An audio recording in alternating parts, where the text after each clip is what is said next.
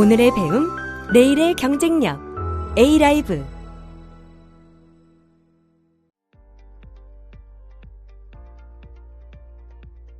안녕하세요. 동국대의과대학 임민정입니다.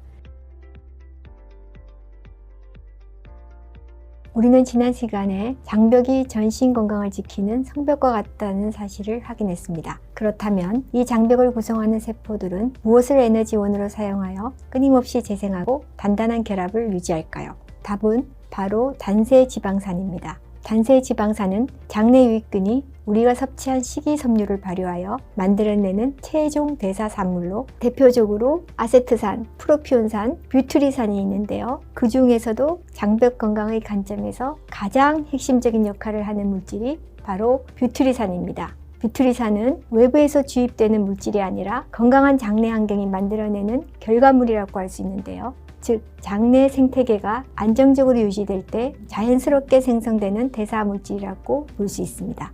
오늘 이 시간에는 뷰트리산이 왜 장 건강의 키 물질로 불리는지, 그리고 우리 몸에 어떤 영향을 미치는지 깊이 있게 설명해 드리겠습니다. 첫 번째, 뷰트리산은 장벽 재건의 핵심 에너지원으로 사용됩니다. 뷰트리산의 첫 번째 역할은 무너진 성벽을 재건하는 대장상피세포의 핵심 에너지원이라는 것입니다. 우리 몸의 대부분 세포는 포도당을 쓰지만 대장상피세포만큼은 예외적으로 뷰트리산을 가장 선호합니다. 장정막 세포는 3-5일 주기로 쉴 새 없이 재생되어야 하는데, 이때 뷰트리산이 충분히 공급되어야만 세포들이 배분리 에너지를 얻고 상피세포의 재생을 활발하게 촉진할 수 있습니다. 반대로 뷰트리산이 부족해지면 에너지 공급이 줄어들며 장벽 유지 능력은 자연스레 약해지게 됩니다. 두 번째, 뷰트리산은 세포 간 결합을 조이는 연결단백질 발현을 증가시킵니다. 뷰트리산은 장세포 사이를 촘촘하게 묶어주는 자물쇠, 즉 연결단백질이 더 많이 만들어지도록 유도합니다. 이 결합이 촘촘할수록, 즉 장벽이 촘촘할수록 독소나 유해균이 혈액으로 새어나가는 장 누수를 물리적으로 방어할 수 있습니다. 여러 동물 실험에서 뷰트리산을 투여했을 때 장 투과성이 감소하고 염증이 완화되는 결과가 보고되었습니다.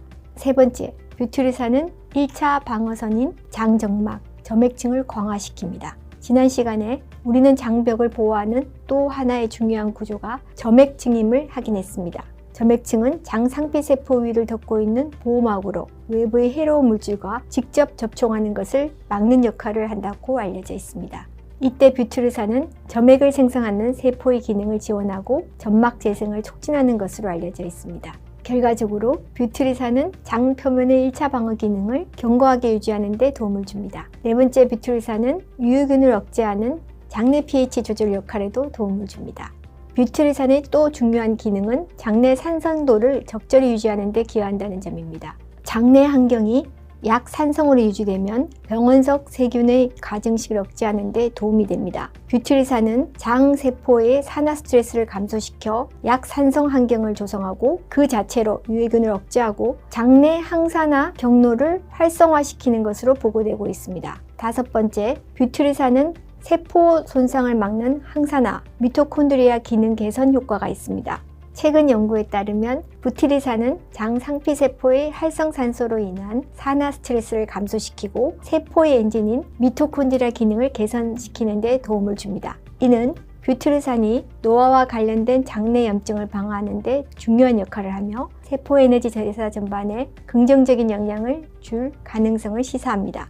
특히 고령 인구에서 장내 뷰트리산 생성 감소가 노화 관련 염증 증가와 연결이 될 수 있다는 가설이 제기되고 있는데요. 결국 뷰트리산은 단순히 장에 국한된 물질이 아니라 세포의 노화와 손상을 막는 안티에이징 핵심 물질로 주목받고 있는 겁니다. 여섯 번째, 뷰트리산은 장을 넘어 전신 면역 시스템의 안정화 역할을 합니다. 뷰트리산은 강력한 항염작용도 합니다. 우리 면역계에는 과도한 면역 반응을 억제하는 T 조절 세포가 존재하는데요. 뷰트리산은 혈류를 타고 이동해 과도한 면역 반응을 억제하는 T 조절 세포의 분할을 촉진하고 활성화하는 데 도움을 줍니다. 그 결과 염증성 사이토카인의 분비가 감소하게 되고 면역의 균형이 회복되는 겁니다. 이는 염증성 질환과 같은 자가 면역 질환에서 특히 중요한 의미를 가집니다. 또한 뷰티리산은 유전자 조절 기전을 통해 장내 염증을 완화하고 비정상적인 세포 증식을 막아주는 기능을 하고 있습니다.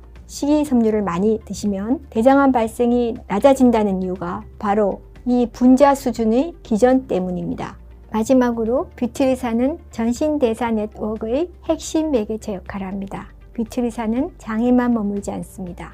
장내 축을 통해 신경계에 영향을 미치고 혈류를 타고 간으로 이동해 장-간 축을 형성하며 간 대사에도 관여합니다. 전신대사와 염증 조절을 연결하는 완벽한 매개체입니다. 이렇게 엄청난 역할을 하는 뷰티리산은 어떻게 만들어질까요? 뷰티리산은 우리 장 안에서 자연스럽게 생성되는 것이 가장 생리적이고 이상적입니다. 생성 조건은 명확합니다. 인간의 소화 효소로 분해되지 않는 충분한 식이섬유의 공급과 이를 먹이로 삼는 유익균의 활발한 발효 활동입니다.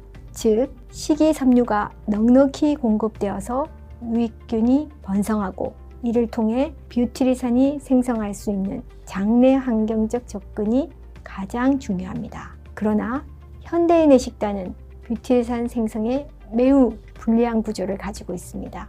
가공식품 위주의 식단, 턱없이 부족한 식이섬유, 불규칙적인 식습관, 항생제 남용, 이것들은 모두 장내 유익균 먹이를 고갈시키고 장내 생태계의 불균형을 초래합니다. 유익균이 충분히 자라지 못한다면 단세지방산 뷰티리산이 특히 많이 감소합니다. 결과적으로 뷰티리산을 많이 만들어낼 수 있는 좋은 장내 미생물 환경이 무너지는 것입니다.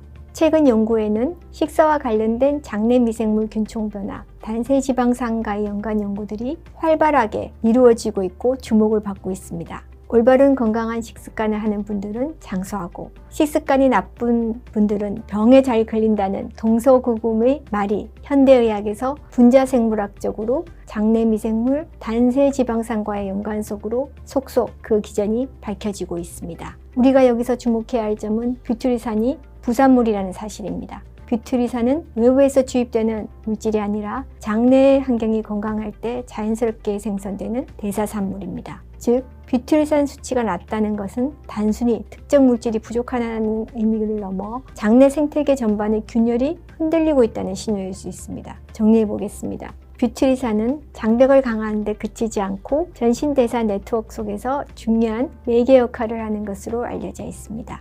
뷰티리산은 단순히 영양제처럼 먹어서 채우는 것이 아니라 건강하게 가꾼 장내 생태계가 스스로 만들어내는 부산물이라는 사실입니다.